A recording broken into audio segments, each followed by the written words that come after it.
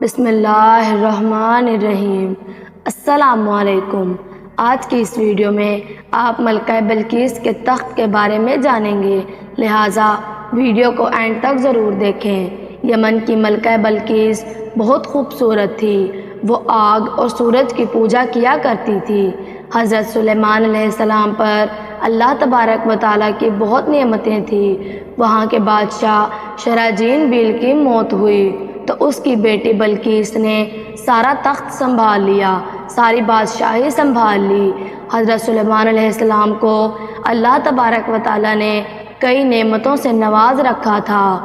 جنات، پرندے، جانور، ہوائیں سب کی سب حضرت سلیمان علیہ السلام کی حکومت میں تھی۔ ایک دن حضرت سلیمان علیہ السلام نے دربار لگایا۔ سبھی جنات پرندے وہاں پر موجود تھے، لیکن ان کا چہیتا پرندہ ہدہد وہاں پر موجود نہیں تھا۔ حضرت سلیمان علیہ السلام نے سب سے پوچھا کہ ہدہد کہاں ہیں؟ حضرت سلیمان علیہ السلام نے فرمایا کہ اگر ہدہد نے اپنے نہ ہونے کی کوئی وجہ نہ بتائی تو اس کو سزا دی جائے گی۔ ابھی یہ گفتگو ہو ہی رہی تھی کہ ہدہد وہاں پر آ گیا۔ حضرت سلیمان علیہ السلام نے پوچھا کہ تم کہاں تھے؟ ہدہد نے بڑے ہی احترام سے حضرت سلیمان علیہ السلام کو جواب دیا، اے اللہ کے پیغمبر، میں اڑتے اڑتے ایک ایسے ملک میں پہنچ گیا جہاں میں نے لوگ شرک میں مبتلا دیکھے۔ وہاں کے لوگ آگ اور سورج کی پوجا کرتے ہیں۔ ان کی ایک ملکہ ہے جس کا نام بلقیس ہے۔ وہ ایک خوبصورت تخت کے اوپر بیٹھ کر حکمرانی کرتی ہے۔ اس کے تخت میں قیمتی ہیرے، موتی، جواہرات جڑے ہوئے ہیں اور اس کے پاس تمام شاہی سامان موجود ہے۔ حضرت سلیمان علیہ السلام نے ہدہد سے کہا، اگر تمہاری بات سچ ہے تو میرا پیغام اس عورت کو پہنچاؤ تاکہ وہ شرک سے باز آ جائے۔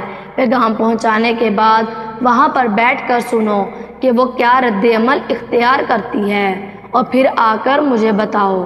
حضرت سلیمان علیہ السلام نے خط لکھنا شروع کر دیا، جو کہ کچھ یوں لکھا، شروع اللہ کے نام سے جو بڑا مہربان نہایت رحم کرنے والا ہے۔ یہ عزت والا خط سلیمان ابن داؤد کی طرف سے ملکہ بلقیس کو بھیجا جاتا ہے۔ جو ہدایت کی پیروی کرے اس کے لیے سلامتی ہے۔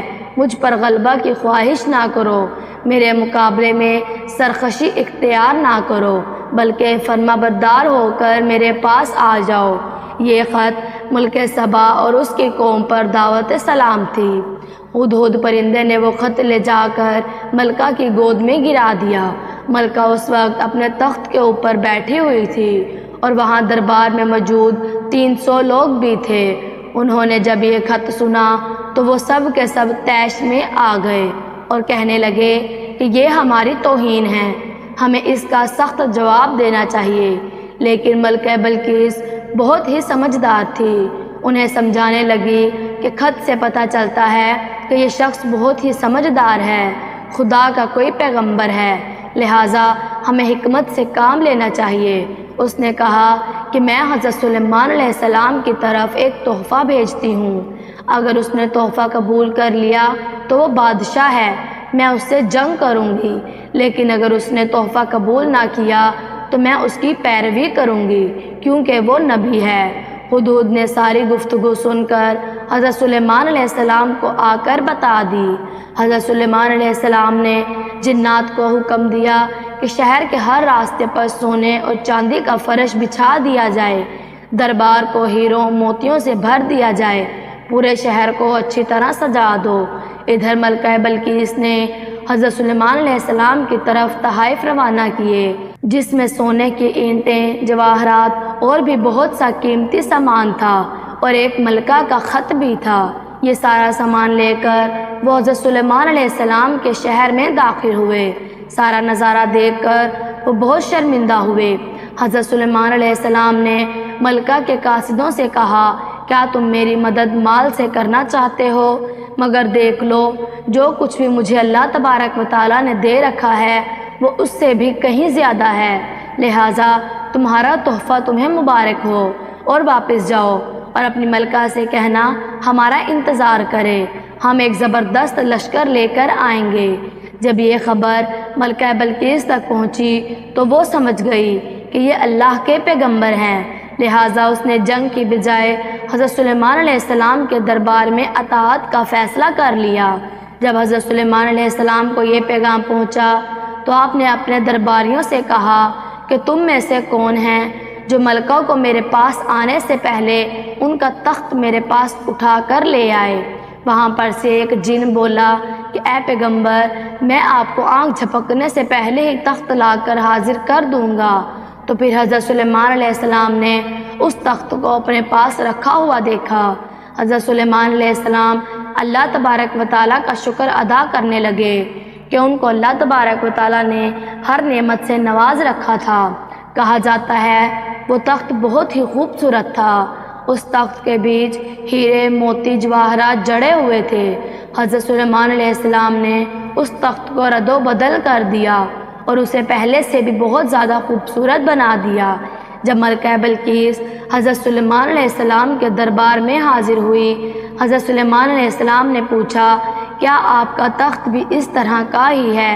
وہ فرمانے لگی یہ تو بالکل اسی طرح کا ہی ہے اور ہمیں پہلے ہی معلوم ہو چکا تھا، ہم فرما بردار ہو چکے ہیں۔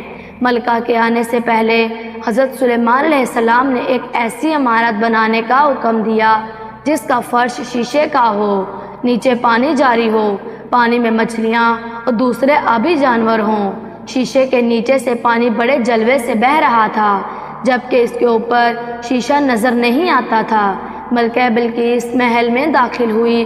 جب اس نے فرش کو دیکھا تو وہ سمجھی کہ لہٰذا یہ ایک پانی کا حوض ہے۔ جب انہوں نے اپنے پاؤں کے نیچے سے کپڑا اوپر کیا تو حضرت سلیمان علیہ السلام فرمانے لگے کہ یہ تو ایک شیشے کا فرش ہے۔ تب وہ بہت ہی شرمندہ ہوئی اور بول اٹھی، اللہ تبارک و تعالیٰ کی بارگاہ میں دعا کرنے لگی، یا رب العالمین، میں آج تک سورج اور آگ کی پوجا کرتی رہی اور اب میں نے سلیمان علیہ السلام کے ساتھ اپنی اطاعت قبول کر لی۔ لہٰذا ملکہ بلقیس کو یہ ظاہر ہو گیا کہ جس طرح وہ شیشے کے فرش کو پانی کا ایک حوض سمجھ بیٹھی، اسی طرح وہ اور اس کی قوم سورج کی چمک دمک کو دیکھ کر اس کو معبود سمجھ بیٹھے۔ وہ سورج کو اپنا خدا سمجھ بیٹھے تھے۔ اس کو اپنی اس غلطی پر بہت ہی شرمندگی محسوس ہوئی۔ اس واقعے کے بعد ملکہ بلقیس مسلمان ہو گئی تھی۔ بعض نے لکھا کہ حضرت سلیمان علیہ السلام کے نکاح میں آ گئی تھی۔ بعض نے لکھا کہ حضرت سلیمان علیہ السلام نے انہیں واپس بھیج دیا تھا اور ان کے لیے 5 محل بنوائے تھے۔ امید کرتی ہوں کہ آپ کو ویڈیو پسند آئی ہوگی۔ اگر ویڈیو اچھی لگے تو ویڈیو کو شیئر کیجیے اور ہمارے چینل ہمنا وائس کو سبسکرائب کیجیے، کیونکہ ہمارے چینل پر اس طرح کی معلوماتی ویڈیوز اپلوڈ کی جاتی ہیں۔ اللہ تبارک و تعالی آپ کے علم میں اضافہ کرے، آمین۔